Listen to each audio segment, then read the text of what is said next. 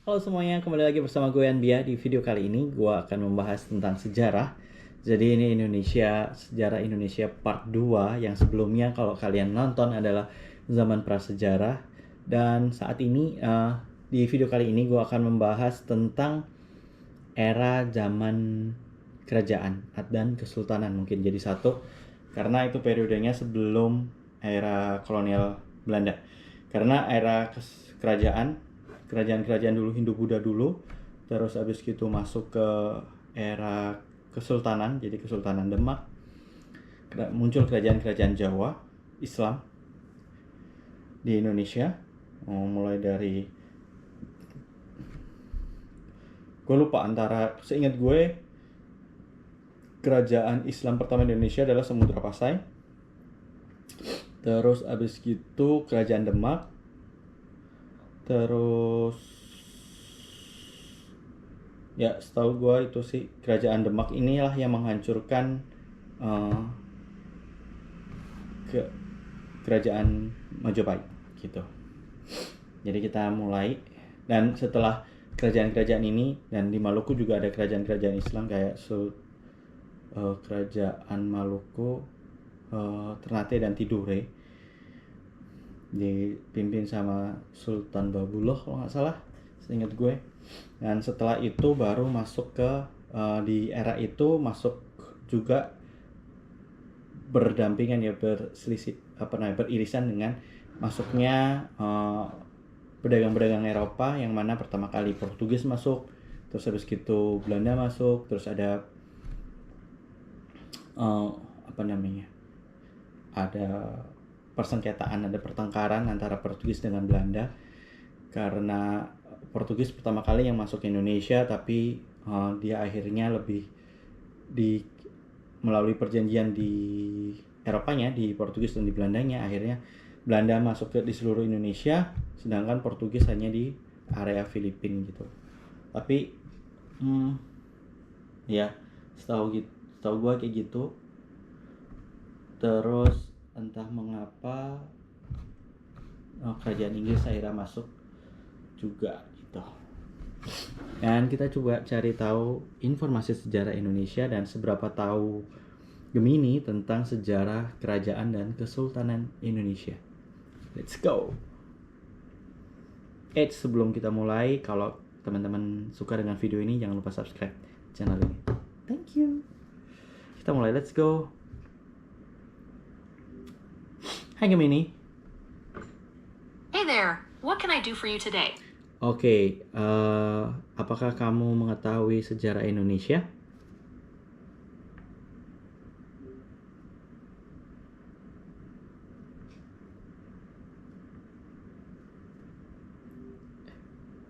Gemini, apakah kamu mengetahui sejarah Indonesia?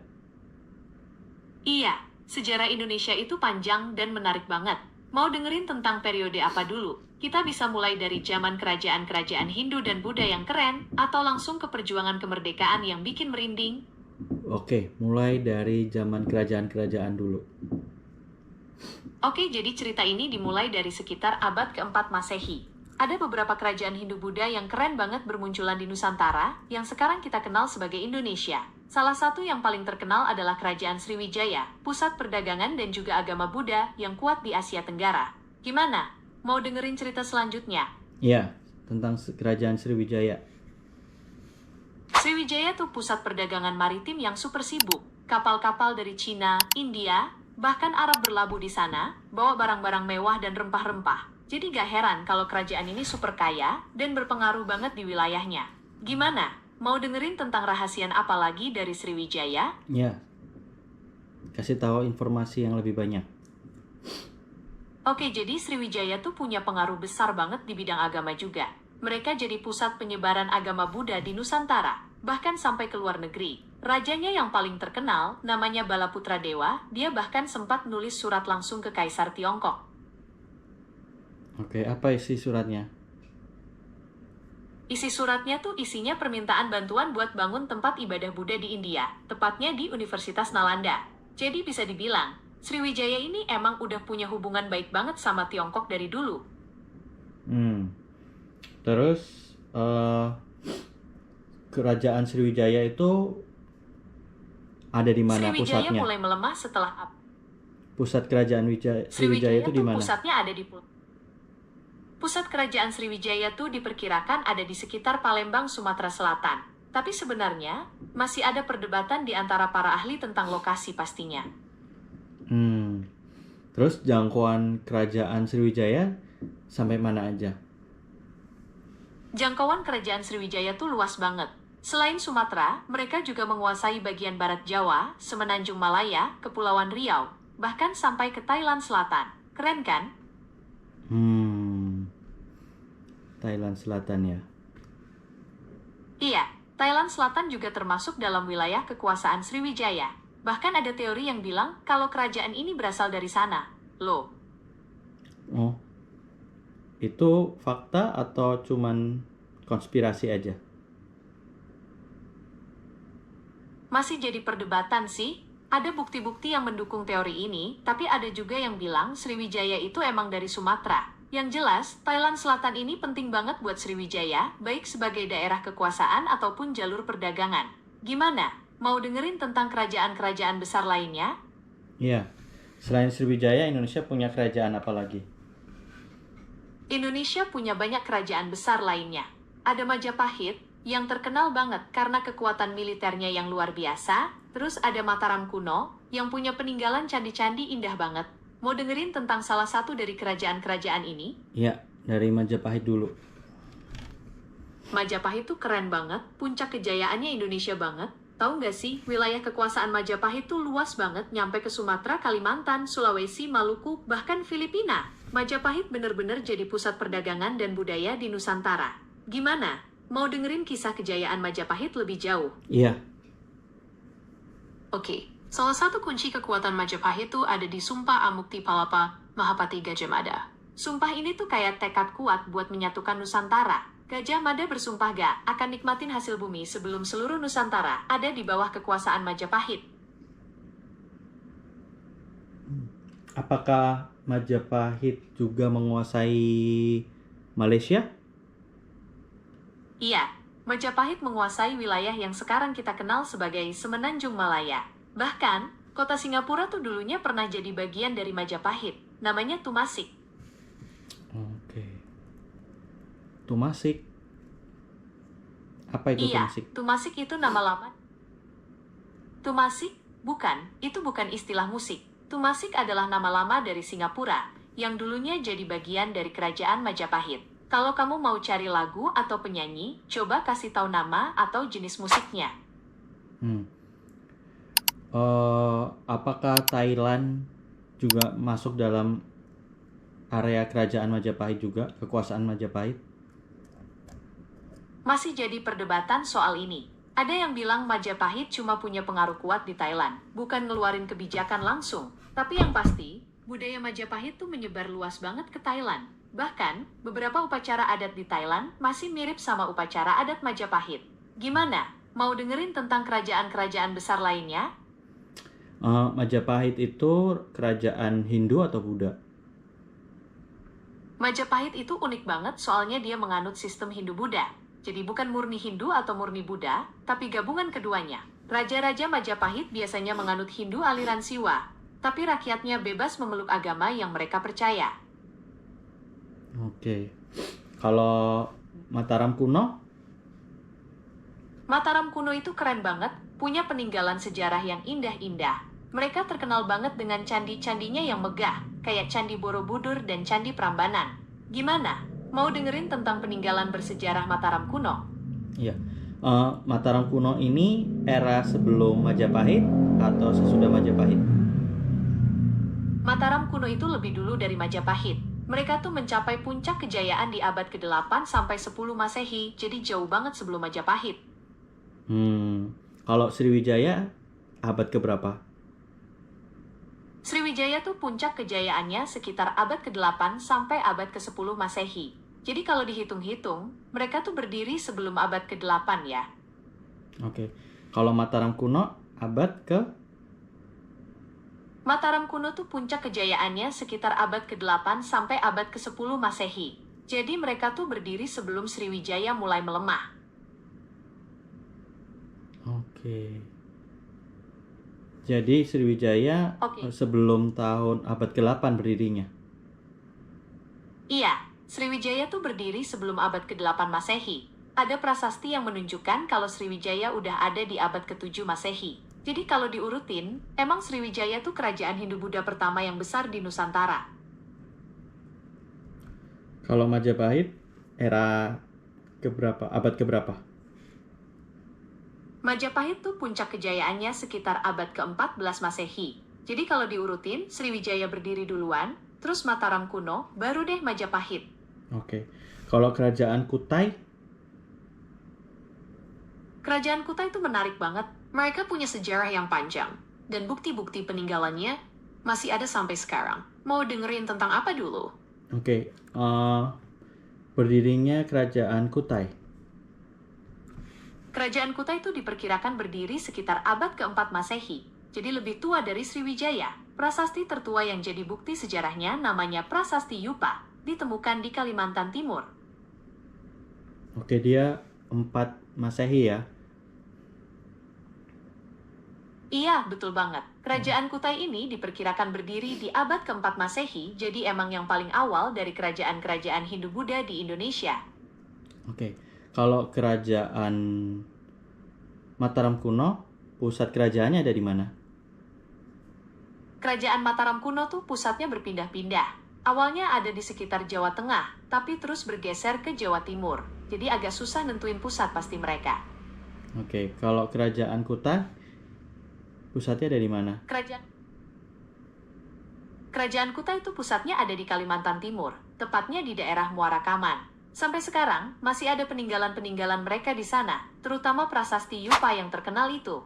Oke. Kalau kerajaan Majapahit, pusatnya ada di? Majapahit tuh pusatnya di Jawa Timur, sekitar daerah Trowulan. Kamu kalau ke sana, masih bisa nemuin reruntuhan istana dan bangunan-bangunan lama peninggalan Majapahit. Oke, jadi kalau diurutkan, kerajaan Kutai, habis gitu Sriwijaya, Mataram kuno, baru Majapahit. Betul begitu? Betul banget, kalau diurutin berdasarkan sejarahnya, kerajaan Kutai yang paling awal, terus Sriwijaya, habis itu Mataram kuno, baru deh Majapahit. Oke. Nama Raja Kutai siapa? Raja Kutai yang paling terkenal namanya Mulawarman. Dia terkenal banget karena kehebatannya. Bahkan ada prasasti yang menceritakan tentang kedermawanannya. Oke, kalau Mataram kuno, rajanya siapa? Ada banyak Raja Mataram kuno yang terkenal, tapi kalau yang paling kuat pengaruhnya, mungkin Rake Pikatan atau Ratu Boko. Dia berhasil menyatukan dua dinasti besar, Sanjaya dan Shailendra, yang sebelumnya sering perang. Oke, jadi rajanya adalah wanita ya? Betul banget, Ratu Boko tuh sosok penting banget di sejarah Mataram kuno. Dia berhasil menyatukan kerajaan, dan namanya juga diabadikan jadi nama kompleks percandian yang terkenal di Jawa Tengah. Oke, Ratu Buko sama siapa lagi? Ratu Boko ini dikenal menikah dengan Rake Panangkaran, yang juga merupakan raja dari kerajaan Mataram kuno. Pernikahan mereka tuh penting banget buat menyatukan kerajaan. Kalau Majapahit, rajanya namanya siapa? Raja Majapahit yang paling terkenal ya Raden Wijaya, dia pendiri kerajaan itu. Tapi kalau soal puncak kejayaan, biasanya disebut nama Hayam Wuruk, rajanya Majapahit yang sangat kuat. Nah, apakah Majapahit menguasai Jawa Barat?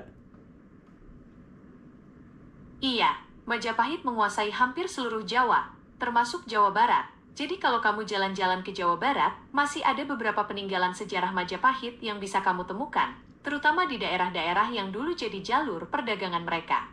Oke. Kenapa Majapahit perang dengan kerajaan yang ada di Jawa Barat? Majapahit dan kerajaan Sunda di Jawa Barat punya hubungan yang rumit banget. Majapahit emang pengen banget nambahin Sunda ke wilayah kekuasaannya. Tapi, Sunda sendiri menolak mentah-mentah. Konflik ini akhirnya memuncak dalam perang besar yang dikenal sebagai Perang Bubat. Pengen dengerin cerita lengkapnya? Ya. Oke, jadi gini. Majapahit tuh lagi pengen banget memperluas wilayahnya kan? Nah, kerajaan Sunda di Jawa Barat tuh jadi incaran, karena sumber daya alamnya yang melimpah. Tapi masalahnya, Sunda gak mau tunduk gitu aja. Gimana, mau dengerin terus? Terus. Oke, jadi Majapahit mulai mengancam, terus Raja Sunda, Silinggabuana, NGAJA Kadamai. Dia bahkan rela ngirim putri kesayangannya, Sidiah Pitaloka, buat dinikahin Raja Hayam Wuruk. Tapi Mahapati Gajah Mada yang terkenal ambisius itu gak terima. Dia maksa Sunda tunduk, bukan sekadar kawin. Gimana, mau dengerin terus? Terus. Nah, Gajah Mada gak terima. Dia maksa Sunda tunduk, bukan sekadar kawin. Ini bikin Raja Sunda marah besar. Akhirnya terjadilah perang Bubat, yang berakhir dengan tragis. Putri Diah Pitaloka dan rombongan Sunda yang ikut mengantar malah bunuh diri. Mau dengerin dampak dari perang ini? Iya. Perang Bubat tuh dampaknya luar biasa. Raja Hayam Wuruk kecewa banget sama Gajah Mada, hubungan mereka jadi renggang. Yang lebih parah, hubungan Majapahit dan kerajaan Sunda rusak parah. Bahkan, bisa dibilang, perang ini jadi awal melemahnya kekuatan Majapahit. Gimana? Mau dengerin tentang kerajaan-kerajaan lain? Oke. Jadi kerajaan Sriwijaya, kerajaan Kutai hancur karena apa? Kerajaan Kutai dan Sriwijaya tuh punya nasib yang agak berbeda. Kerajaan Kutai pelan-pelan mulai melemah setelah Raja Mulawarman wafat, dan akhirnya runtuh setelah diserang oleh Kesultanan Kutai Kartanegara. Sementara itu, Sriwijaya mulai menurun setelah serangan dari Kerajaan Kola di India, dan juga karena jalur perdagangan yang mulai bergeser. Oh, kerajaan Kutai Kartanegara ini kerajaan apa? Kerajaan Kutai Kartanegara itu penerus dari Kerajaan Kutai yang tadi kita bahas. Jadi kalau Kutai yang pertama itu bercorak Hindu, Kutai Kartanegara ini unik. Dia awalnya Hindu juga, tapi kemudian berubah jadi kerajaan Islam. Oh, oke. Jadi kerajaan Kutai ini, sudah berarti Islam masuk ke Indonesia abad keberapa? Kerajaan Kutai Kartanegara tuh berdiri di abad ke-13 Masehi, dan puncak kejayaan mereka sekitar abad ke-14. Jadi Islam baru masuk ke Indonesia tuh sekitar abad ke-7 Masehi, dibawa sama para pedagang dari Arab. Kalau kamu mau, aku bisa ceritain lebih banyak tentang sejarah masuknya Islam ke Indonesia. Oke, sebentar. Kerajaan Kutai itu berdiri dari tahun berapa sampai tahun berapa? Kerajaan Kutai Kartanegara tuh berdiri sekitar awal abad ke-13 Masehi, terus puncak kejayaan mereka tuh sekitar abad ke-14 sampai 15-an. Jadi lumayan panjang juga masa pemerintahan mereka. Mau dengerin tentang kerajaan-kerajaan Islam yang lebih terkenal? Nggak, kerajaan Kutai itu tadinya bukannya berdiri tahun abad ke-4. Kamu bener banget. Maaf banget, aku salah ngomong. Kerajaan Kutai yang pertama kali berdiri itu emang di abad ke-4 Masehi, bukan yang abad ke-13. Jadi urutannya bener banget, Kutai, terus Sriwijaya, Mataram kuno, baru Majapahit.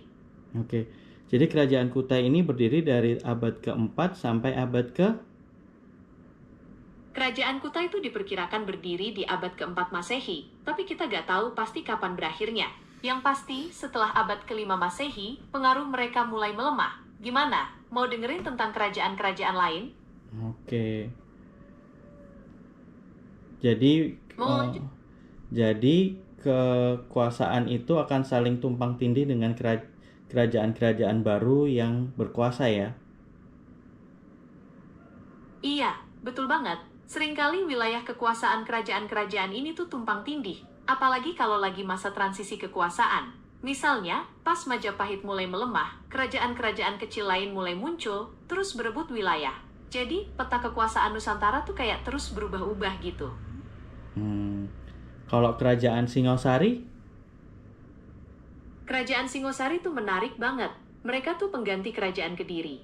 Dan dikenal sebagai kerajaan maritim yang kuat. Mau dengerin tentang raja-raja legendarisnya, atau malah tentang ekspedisi militer mereka? Pertama raja-raja dulu. Oke, raja-raja Singosari itu menarik banget. Ada Ken Arok, sang pendiri yang legendaris. Kisahnya tuh penuh liku-liku, ada pembunuhan, politik, dan juga mistisisme. Gimana? Mau dengerin kisah Ken Arok? Iya, dengerin kisah Ken Arok. Ken Arok tuh sosok yang unik banget.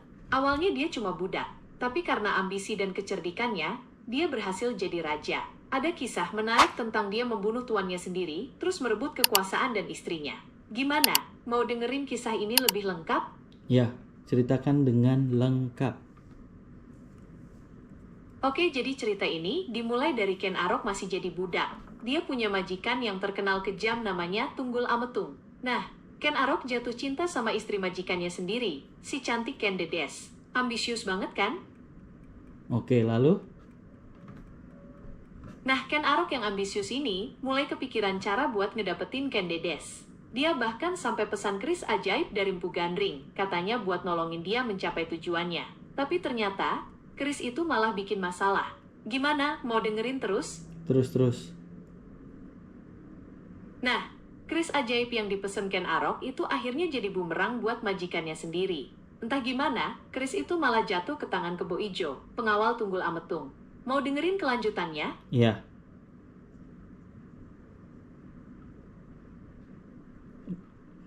Lanjut. Nah, Kebo Ijo yang udah dapet keris ajaib itu malah kepikiran buat ngebunuh majikannya sendiri, si Tunggul Ametung.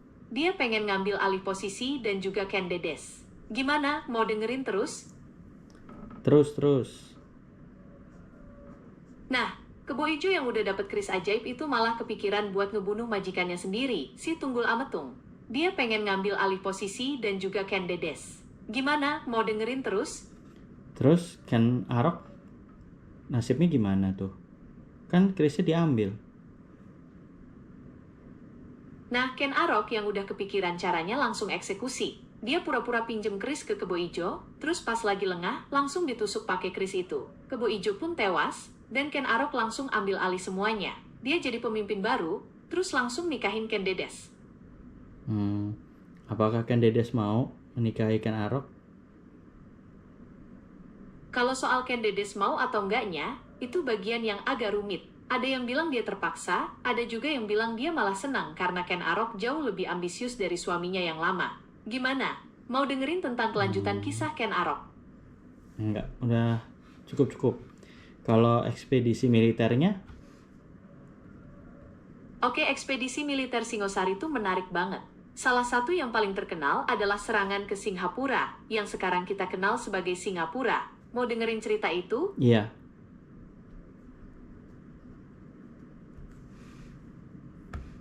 Ceritanya bagaimana? Oke, jadi cerita ini tuh menarik banget. Raja Singasari yang namanya Kertanegara ini, dia tuh punya ambisi buat bikin Nusantara ini bersatu. Dia ngelakuin banyak ekspedisi militer, salah satunya ke Singapura. Gimana? Mau dengerin terus? Terus. Oke, jadi Raja Kertanegara ini ngirim pasukan ke Singapura buat nunjukin kekuatan Singosari. Pasukan Singosari ini dipimpin sama orang yang namanya Kebo Anabrang. Nah, serangan ini tuh berhasil banget. Singapura bener-bener tunduk sama Singosari. Kerajaan Singosari ini berdiri abad keberapa? Kerajaan Singosari itu berdiri di abad ke-13 Masehi. Jadi, setelah Kerajaan Kutai, Sriwijaya, Mataram kuno, dan Majapahit. Terus Kerajaan Kediri?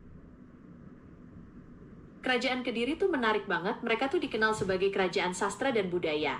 Mau dengerin tentang raja-rajanya yang terkenal? Atau malah tentang karya sastra yang dihasilkan? Tahun berdirinya dulu. Kerajaan Kediri tuh berdiri sekitar tahun 1045 Masehi. Jadi, setelah Kerajaan Singosari. Sastra-sastra yang terkenal apa aja?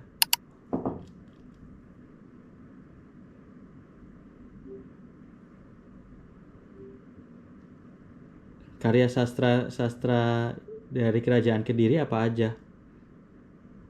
Kerajaan Kediri tuh punya karya sastra yang keren banget. Salah satunya yang terkenal adalah Kakawin Arjuna Wiwaha, yang ditulis sama Empu Kanwa. Isinya tuh tentang kisah cinta Arjuna dari Mahabharata. Gimana? Mau dengerin tentang karya sastra Kediri lainnya? Enggak. Berarti Kerajaan Kediri itu dari abad keberapa? Kerajaan Kediri tuh abad ke-11, jadi setelah Kerajaan Singosari yang abad ke-13. Abad ke-11. Iya, betul banget. Kerajaan Kediri itu abad ke-11. Jadi kalau diurutin, Singosari itu lebih baru. Mau dengerin tentang kerajaan-kerajaan Islam sekarang? Oke. Apa aja kerajaan Islam yang ada di Indonesia? Oke, ada banyak banget kerajaan Islam di Indonesia. Beberapa yang paling terkenal adalah Demak, yang jadi pusat penyebaran agama Islam di Jawa. Terus ada Aceh, yang dikenal karena perlawanannya yang kuat. Gimana? Mau dengerin tentang salah satu dari kerajaan-kerajaan ini? Oke, sebutkan kerajaan-kerajaan Islam yang ada di Indonesia berdasarkan tahun. Oke, kalau berdasarkan tahun, salah satu kerajaan Islam tertua tuh ada di Aceh. Namanya Kerajaan Perlak. Mereka tuh berdiri sekitar abad ke-9 Masehi. Setelah itu, ada Kerajaan Samudra Pasai di Aceh juga, yang berdiri di abad ke-13. Mau dengerin tentang kerajaan Islam lainnya? Kerajaan Perlak tahun berapa? Kerajaan Perlak tuh berdiri sekitar abad ke-9 Masehi. Keberapa? Kerajaan Perlak tuh berdiri sekitar abad ke-9 Masehi. Kenin itu apa? Kening itu bagian atas dari wajah kita, di atas alis. Kamu lagi nanya tentang ini. Kenapa? Enggak. Kerajaan Perlak itu berdiri tahun berapa sampai tahun berapa? Kerajaan Perlak tuh berdiri sekitar tahun 840 Masehi, terus berakhir sekitar tahun 1292 Masehi. Jadi lumayan panjang juga masa pemerintahan mereka. Mau dengerin tentang kerajaan Islam lainnya? Kerajaan Samudra Pasai? Kerajaan Samudra Pasai berdiri sekitar tahun 1267 Masehi. Mau dengerin tentang kerajaan Islam lainnya?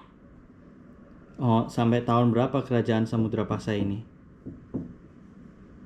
Kerajaan Samudra Pasai itu mulai melemah sekitar abad ke-15, terus akhirnya runtuh di tahun 1521, pas diserang sama Portugis.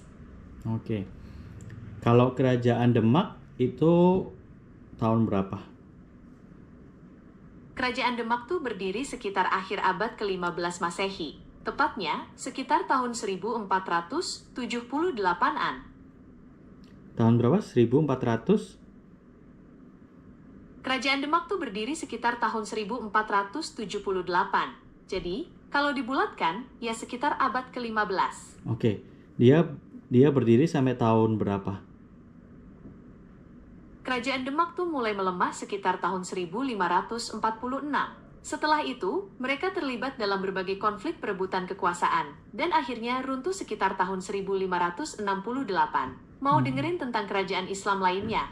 Berarti tahun 1546. Betul ya?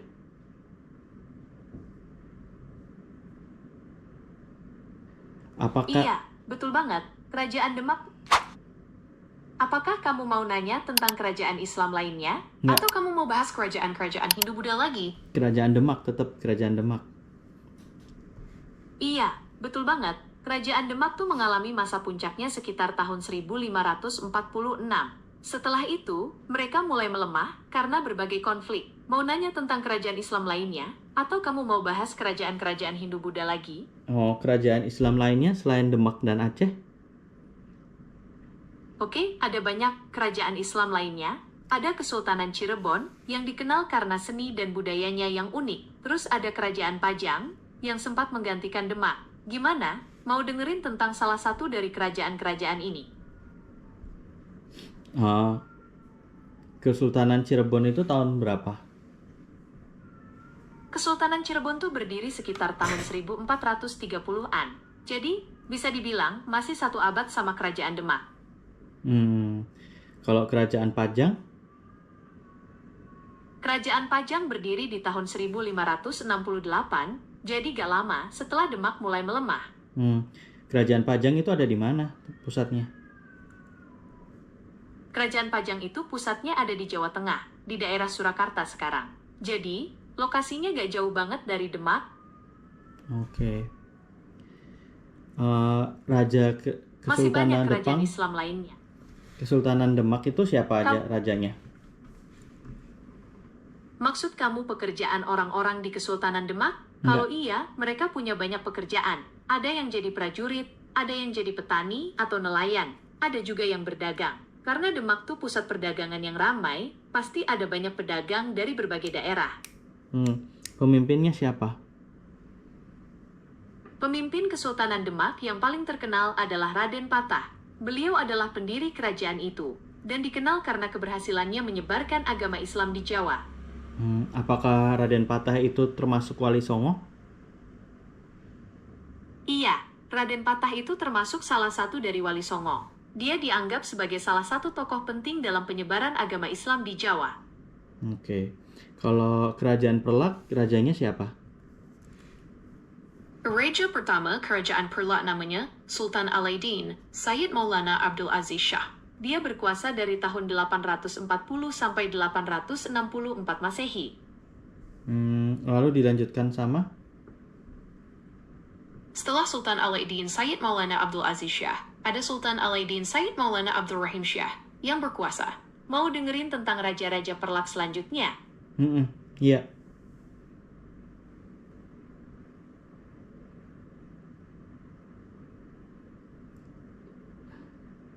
Siapa raja-raja selanjutnya? Setelah Sultan Alaidin Sayyid Maulana Abdul Rahim Shah, ada Sultan Alaidin Sayyid Maulana Abbas Shah yang berkuasa. Mau dengerin tentang raja-raja Perlak selanjutnya? Iya, Gemini. Setelah Sultan Alaidin Sayyid Maulana Abbas Shah, ada Sultan Alaidin Sayyid Maulana Ali Mugayyad Shah yang berkuasa. Mau dengerin tentang raja-raja Perlak selanjutnya? Enggak. Oke, kalau Raja Samudra Pasai, siapa rajanya?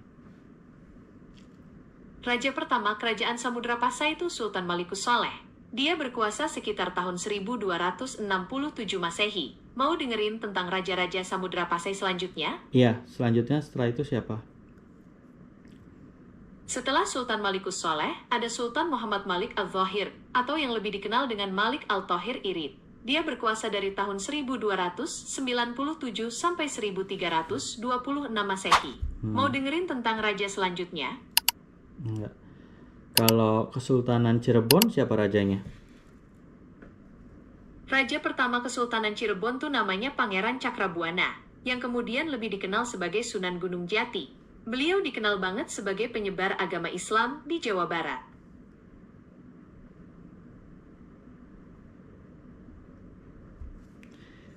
Oh, oke. Raden Patah itu masuk dalam Wali Songo kah? Iya, Raden Patah itu termasuk salah satu Wali Songo. Dia dianggap sebagai salah satu tokoh penting dalam penyebaran agama Islam di Jawa. Nama lain dari Raden Patah siapa? Nama lain dari Raden Patah adalah Jinbun. Ini adalah nama Tionghoanya. Oh, kalau Sunan Kalijaga, nama lainnya? Nama lain dari Sunan Kalijaga itu ada beberapa, yang paling umum adalah Raden Said atau Raden Sahid. Ada juga nama lain seperti Lokajaya, Syekh Malaya, atau Pangeran Tuban. Oh, beda ya. Oke. Kalau Kerajaan Pajang, siapa rajanya? Raja pertama Kerajaan Pajang itu namanya Sultan Hadiwijaya, atau yang lebih dikenal dengan sebutan Jaka Tingkir. Dia tuh sosok yang menarik banget, perjuangannya jadi raja itu penuh liku-liku. Oke. Apa aja cerita dari Sultan Hadiwijaya ini? Sultan Hadiwijaya ini ceritanya menarik banget. Awalnya, dia cuma anak orang biasa, bukan keturunan raja atau bangsawan. Tapi karena kepintaran dan keberaniannya, dia berhasil jadi pemimpin yang hebat. Gimana? Mau dengerin kisah masa mudanya dulu? Boleh. Oke, jadi waktu kecil, dia bukan keturunan bangsawan, tapi dikenal cerdas dan pemberani. Dia diasuh sama orang yang namanya Nyai Ageng Tingkir, yang mengajarkan banyak hal ke dia. Gimana? Mau dengerin terus? Terus. Oke, jadi waktu kecil, dia bukan keturunan bangsawan, tapi dikenal cerdas dan pemberani. Dia diasuh sama orang yang namanya Nyai Ageng Tingkir, yang mengajarkan banyak hal ke dia. Gimana? Mau dengerin terus? Saya mau dengerin terus ceritanya, Gemini. Oke, jadi waktu kecil, dia bukan keturunan bangsawan, tapi dikenal cerdas dan... Oke. Maaf banget kalau kamu merasa kesal.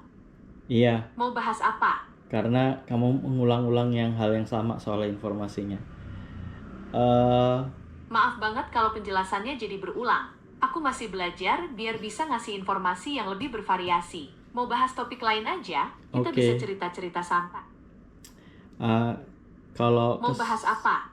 kesultanan yang ada di Sulawesi, kerajaan Islam yang ada di Sulawesi apa namanya?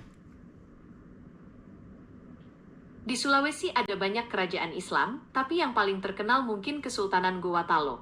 Kerajaan ini tuh pusatnya di Makassar, dan pernah jadi kekuatan besar di Indonesia Timur. Gimana? Mau dengerin tentang Gowatalo? Berdiri abad keberapa? Nabire itu bukan kerajaan, tapi Bukan. nama kota di provinsi. Kerajaan Gowatalo ini berdiri tahun berapa? Kesultanan Gowatalo itu berdiri tepatnya tahun 1511. Mau tahu lebih banyak tentang sejarah mereka? Iya. Kesultanan Gowatalo punya sejarah yang panjang banget. Mereka sempat jadi kerajaan maritim yang kuat. Bahkan hubungannya sama bangsa Eropa tuh rumit banget. Mau dengerin tentang hubungan mereka sama Portugis? Iya, betul. Hubungan Jelaskan. Gowatalo sama Portugis. Oke, jadi awalnya sih hubungan Gowatalo sama Portugis baik-baik aja, bahkan saling menguntungkan. Tapi lama-kelamaan, Portugis mulai maksa ikut campur urusan dalam negeri Gowatalo. Mereka bahkan ngajak Gowatalo buat gabung sama kerajaan mereka. Gimana? Mau dengerin terus? Iya, terus. Oke, jadi Raja Gowatalo waktu itu, namanya Sultan Alauddin, mulai curiga sama gelagat Portugis. Dia khawatir Portugis bakal menguasai wilayahnya, bukan sekadar dagang. Gimana? Mau dengerin terus? Iya. Sultan Alauddin yang cerdas ini akhirnya memutuskan untuk melawan Portugis. Dia mulai memperkuat militer Gowatalo dan menjalin kerjasama dengan kerajaan-kerajaan lain yang juga gak suka sama Portugis. Mau dengerin terus? Oke, kerajaan apa aja yang dia kerjasama?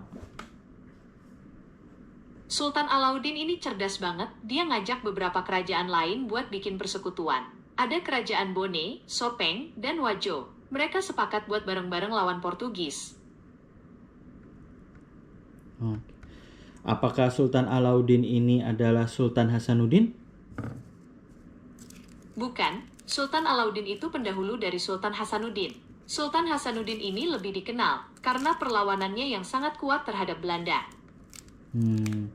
Julukan dari Sultan Hasanuddin itu apa ya? Julukan Sultan Hasanuddin itu ayam jantan dari timur. Belanda yang ngasih julukan ini karena mereka kagum sama keberanian dan semangat juangnya dalam melawan penjajahan. Oke. Balik ke kerajaan Demak, berarti kerajaan Demak itu menghancurkan kerajaan Majapahit. Enggak, hubungan Demak dan Majapahit itu lebih rumit dari itu.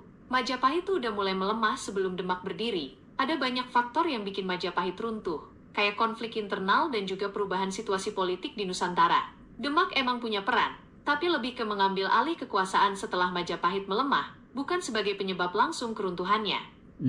Oke. Terus kalau Kesultanan Ternate dan Tidore?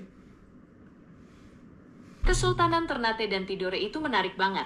Kedua kerajaan ini tuh bertetangga di Maluku Utara, dan punya sejarah yang panjang banget. Mau dengerin tentang persaingan mereka, atau malah tentang hubungannya sama bangsa Eropa? Persaingan mereka dulu. Persaingan Ternate dan Tidore itu panjang banget, pokoknya dari abad ke-13 sampai abad ke-19.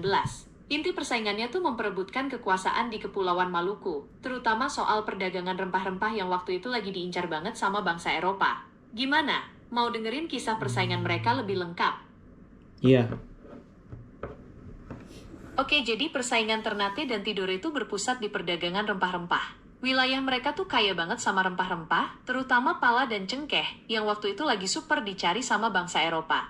Gimana? Mau dengerin terus? Kerajaan Ternate itu berdiri tahun berapa? Kerajaan Ternate didirikan sekitar tahun 1257 Masehi. Mau tahu tentang Raja-Raja Ternate? Iya, Raja Ternate siapa? Raja pertama Ternate itu bernama Baap Masyur Malamo. Dia memerintah dari tahun 1257 sampai 1277 Masehi. Mau tahu tentang Raja-Raja Ternate selanjutnya? Kalau Tidore berdiri tahun? Kerajaan Tidore berdiri tahun? Kerajaan Tidore didirikan sekitar tahun 1081 Masehi. Jadi, dia lebih tua dari Ternate. Nama rajanya siapa ya? Raja pertama Tidore itu bernama Syekh Jati atau Muhammad Nakil. Dia memerintah dari tahun 1081 Masehi. Sampai tahun? Tidore bertahan cukup lama, sampai akhirnya mereka bergabung dengan Republik Indonesia di tahun 1950. Jadi, kalau mau dihitung, masa pemerintahannya tuh lumayan panjang.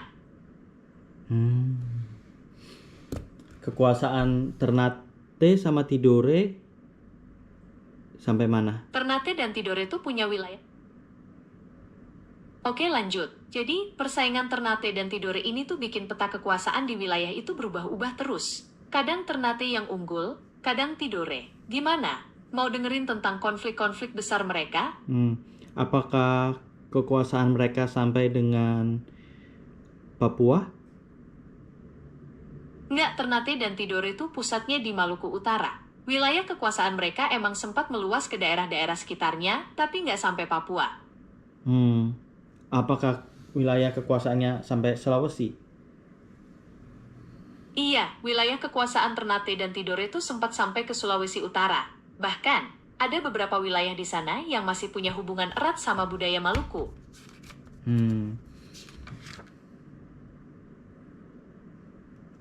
Oke, kalau Pangeran Antasari itu dari mana ya? Pangeran Antasari berasal dari Kesultanan Banjar, Kalimantan Selatan. Beliau termasuk keturunan bangsawan dan dikenal karena memimpin Perang Banjar melawan Belanda. Mau tahu lebih banyak tentang perjuangan beliau? Enggak. Kalau kerajaan Mataram? Ada dua kerajaan besar yang namanya Mataram. Pertama, ada Mataram kuno yang bercorak Hindu-Buddha dan dikenal karena peninggalan candi-candinya yang megah. Kedua, ada Kesultanan Mataram yang bercorak Islam dan merupakan kerajaan besar di Jawa. Mau dengerin tentang Mataram kuno dulu atau langsung ke Kesultanan Mataram? Kesultanan Mataram. Oke, Kesultanan Mataram tuh menarik banget. Mereka tuh kerajaan Islam terbesar di Jawa dan dikenal karena kekuatan militernya yang luar biasa. Mau dengerin tentang pendirinya, Sultan Agung Hanyokrokusumo? Iya. Sultan Agung Hanyokrokusumo tuh sosok yang luar biasa. Dia berhasil memperluas wilayah Kesultanan Mataram, bahkan sempat bikin Belanda pusing. Mau dengerin kisah perjuangan beliau? Iya.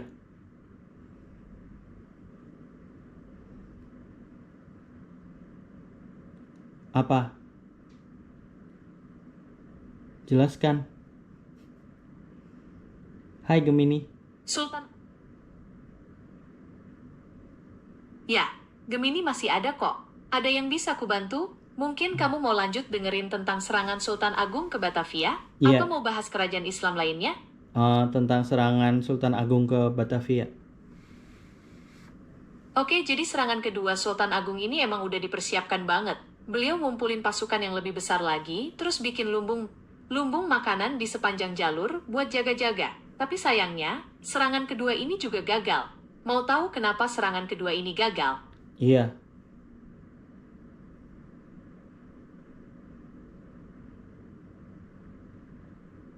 Kenapa gagal?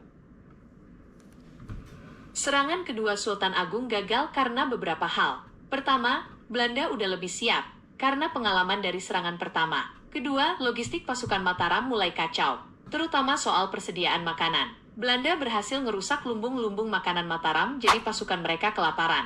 Mau dengerin tentang dampak dari kegagalan ini? Iya, dampaknya apa? Kegagalan serangan kedua ini bikin posisi Mataram jadi lemah. Belanda makin kuat, dan Mataram harus ngalahin banyak masalah dalam negeri. Gimana? Mau dengerin tentang dampak jangka panjangnya buat Mataram? Iya. Kegagalan ini bikin Kesultanan Mataram kehilangan momentum. Belanda makin berani, dan mulai ngambil alih daerah-daerah penting di Jawa.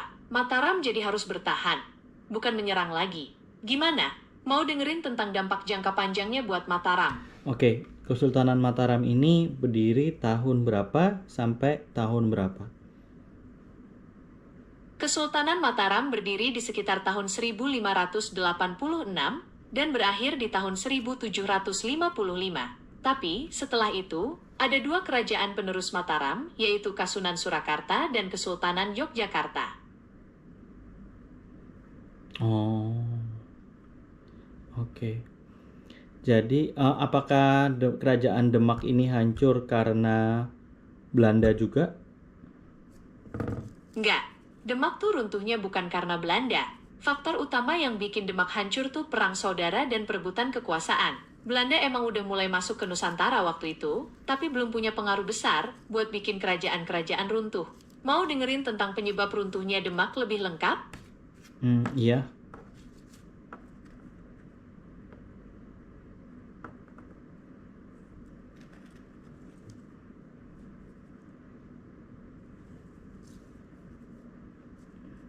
Apa penyebab runtuhnya kerajaan Demak?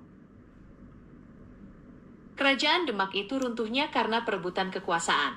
Setelah Sultan Trenggono meninggal, terjadilah perang saudara antara Sunan Prawoto sama Arya Penangsang. Perang ini bikin Demak melemah, dan akhirnya Kesultanan Pajang mengambil alih kekuasaan. Gitu ceritanya. Oke, Iya, kayaknya sampai di situ masih aja banyak dulu. kerajaan Islam lainnya. Apalagi kerajaan Islam yang kamu ketahuin, Gemini? Oke, ada banyak banget kerajaan Islam lainnya. Sebut aja Kesultanan Banten, yang dikenal banget sama pelabuhan-pelabuhannya yang rame. Atau, mau dengerin tentang Kerajaan Banjar di Kalimantan, yang terkenal sama perjuangan Pangeran Antasari melawan Belanda. Oke, dari Kesultanan Banten dulu. Oke, Kesultanan Banten tuh pusat perdagangan yang super sibuk. Mereka terkenal banget sama lada hitamnya yang berkualitas tinggi. Mau dengerin tentang raja-raja Banten yang berpengaruh? Iya, saya mau dengar. Oke, raja-raja Banten yang terkenal itu ada beberapa. Salah satunya yang paling berpengaruh tuh namanya Sultan Ageng Tirtayasa. Beliau dikenal karena keberaniannya melawan Belanda. Gimana? Mau dengerin kisah beliau? Betul, boleh.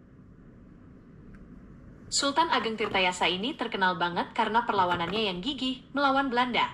Beliau memimpin perang yang bikin Belanda kewalahan. Mau dengerin kisah perjuangan beliau? Enggak. Kalau Kesultanan Banjar? Oke, Kesultanan Banjar tuh menarik banget. Mereka tuh terkenal karena perlawanannya yang kuat banget melawan Belanda, terutama di bawah pimpinan Pangeran Antasari. Mau dengerin tentang perjuangan beliau? Oke. Mereka lawan Belanda di mana? Di Kalimantan, di Banjar, atau ke Jawa? Perlawanan Kesultanan Banjar melawan Belanda itu terjadi di wilayah Kalimantan Selatan, tepatnya di sekitar daerah Kesultanan Banjar. Pangeran Antasari memimpin perlawanan ini dengan sangat gigih. Kenapa, apa yang diperebutkan oleh Belanda dengan Kesultanan Banjar ini?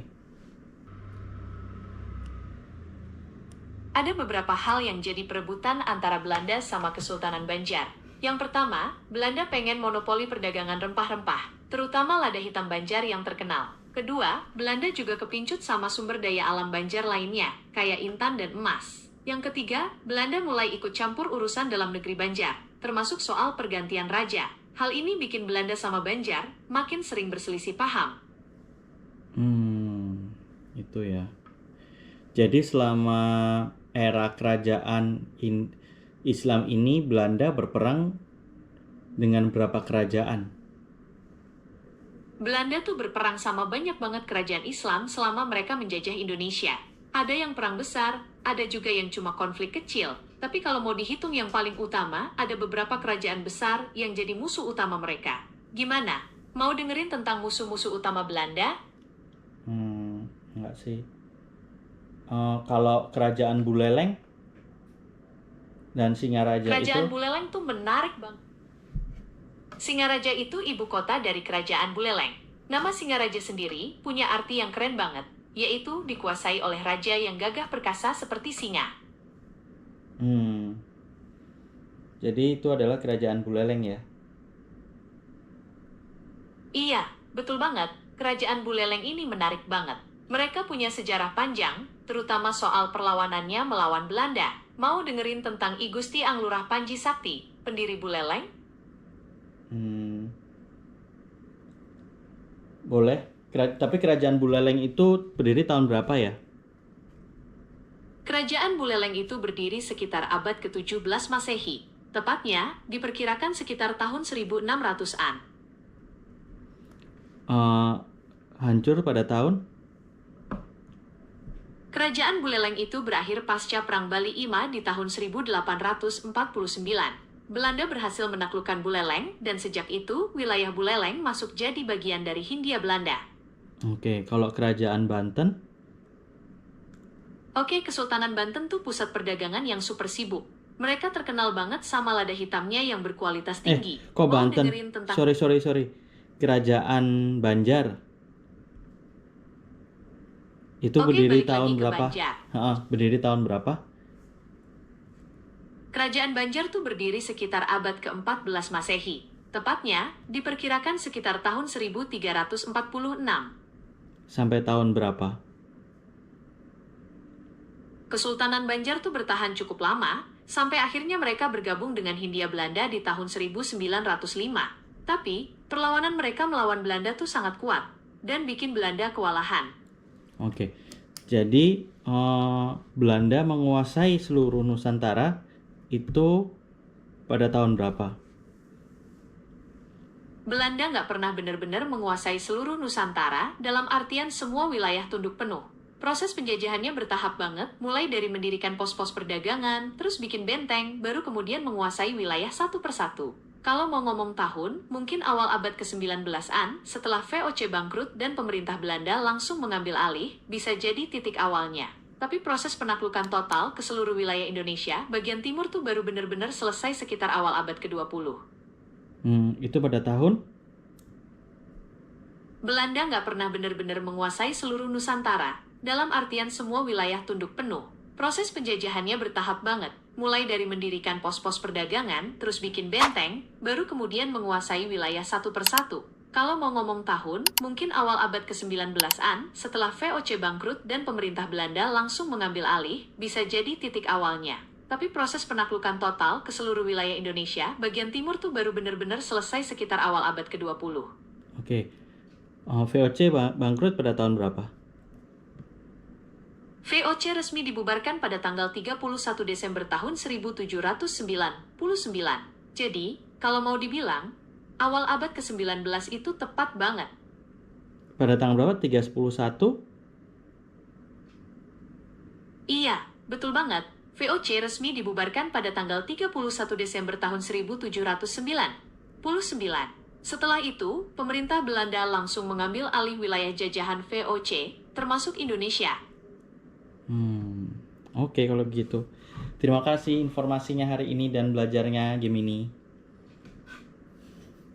Sama-sama, aku juga belajar banyak dari kita ngobrol panjang tadi. Kapan-kapan kita bisa lanjut lagi, bahas kerajaan-kerajaan yang lain, atau bahkan tokoh-tokoh penting dalam sejarah Indonesia. Oke, sampai ketemu besok Gemini. Oke, sampai besok ya. Kita sambung lagi obrolannya. Oke guys, jadi karena ini mungkin videonya panjang ini ya, gua nggak tahu bakalan jadi satu kesatuan utuh atau jadi dua part. Yang jelas ini pembahasannya dengan Gemini itu cukup kompleks dari zaman Kesultanan dulu Hindu-Buddha, dari Kerajaan Sriwijaya, terus Kerajaan Sriwijaya mana tadi? Kerajaan Sriwijaya, habis gitu Mataram kuno, Kerajaan Kutai, terus Sriwijaya, Mataram kuno, terus Majapahit gitu. Terus habis gitu ada Kerajaan Singosari, terus Kerajaan Kediri. Dan Kerajaan Kediri itu habis gitu mungkin habis Kerajaan Kediri itu karena kan rajanya masih di situ-situ aja ya. Terus masuk Kerajaan Demak habis gitu kan ada kerajaan tadi mana itu? Kerajaan Mataram yang baru. Yang perang itu terus dia akhirnya mecah jadi dua, itu yang terakhir jadi Kesultanan Surakarta sama Kesultanan Yogyakarta yang ada hingga saat ini gitu. Gitu aja mungkin informasinya. Kita udah belajar bareng, mungkin ini bisa 1 jam, hampir 1 jam lebih atau hampir 1 jam, nggak tahu. Gue akan bagi 2 atau jadi 1. Kalau misalnya teman-teman mau belajar ya bisa dengerin sampai akhir sambil ngerimain ilmu-ilmu yang ini. Atau teman-teman yang masih SMA, kerajaan-kerajaan ini kan diajarin waktu SMA, awal-awal SMA dan akhir SMP. Jadi teman-teman yang punya anak SMA bisa dengerin ini gitu. Atau kalau udah nggak sekolah pun masih bisa dengerin untuk remind untuk ini kerajaan ini kerajaan ini, untuk menambah pengetahuan teman-teman sekalian. Seperti itu aja. Jadi kalau misal kalian suka dengan video ini, jangan lupa dengan subscribe dan share ke teman-teman kalian, dan jangan lupa like video ini juga. Sampai ketemu di video-video selanjutnya. Next berarti era penjajahan Belanda dan era penjajahan Jepang. Setelah itu perang kemerdekaan, Orde Lama, Orde Baru. Seperti itu. Akan ada video-video terusnya. Oke, kalau begitu sampai ketemu di video-video selanjutnya. Jangan lupa subscribe. Bye-bye. Thank you for watching.